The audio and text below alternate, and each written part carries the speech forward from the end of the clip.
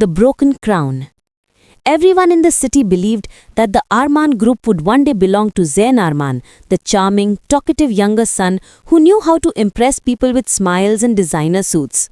No one ever looked at the quiet one, Meher Arman, who sat in the board meetings silently, taking notes, doing the real work, and holding the empire together like an invisible spine. The morning their father died, the house felt heavier than usual, but Zain looked strangely excited.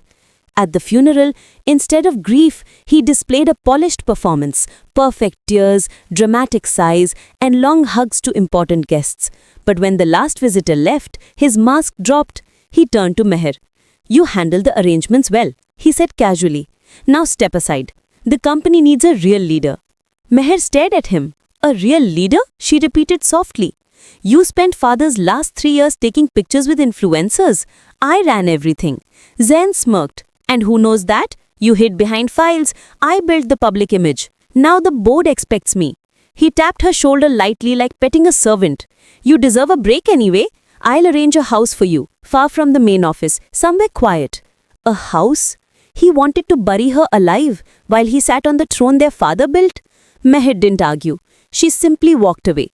That evening, the family lawyer arrived secretly and placed a sealed envelope in Meher's hands.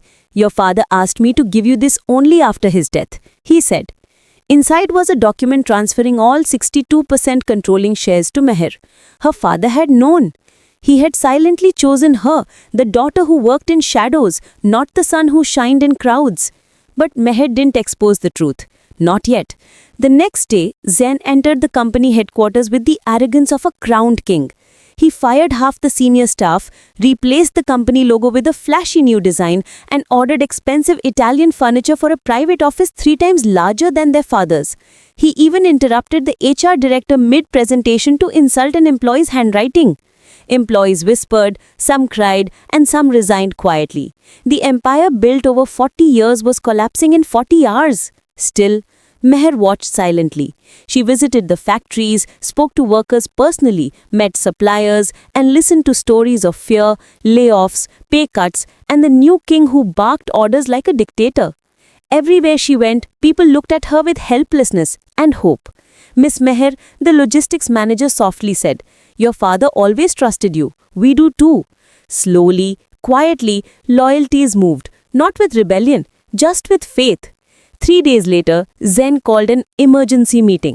He walked into the boardroom with shining confidence and declared, "Ladies and gentlemen, from today, Arman Group will follow my vision. I am dissolving the old leadership, including my sister." The room fell into shocked silence. That was when Meher stood. She placed a single paper on the table. Every board member leaned in. The official share transfer, signed, sealed, witnessed. Meher Arman, 62% controlling owner. Zain's face drained of color. "This is fake," he whispered. The lawyer stepped forward. "It is real." Zain grabbed the paper with shaking hands. "Father wouldn't. He wouldn't choose her." Meher met his eyes. "He didn't choose me over you. He chose the one who protected the company, not the one who used it like a toy." Zain's composure shattered. "You can't do this to me. I'm your brother." Meher spoke quietly, but her voice echoed in the room. "You fired loyal workers. You cut salaries of people who raised us. You destroyed policies father created with his heart. You tried to exile me. You crowned yourself king without learning the weight of a crown." He sank into a chair, defeated, trembling. Everyone watched, but no one spoke. Meher could have humiliated him, thrown him out, destroyed him publicly, but she didn't. The next morning, Zain returned to the office expecting security to drag him out. Instead, Meher handed him a folder. Inside, a simple job letter. Community Outreach Division, Junior Assistant. No office, no luxury chair, no authority.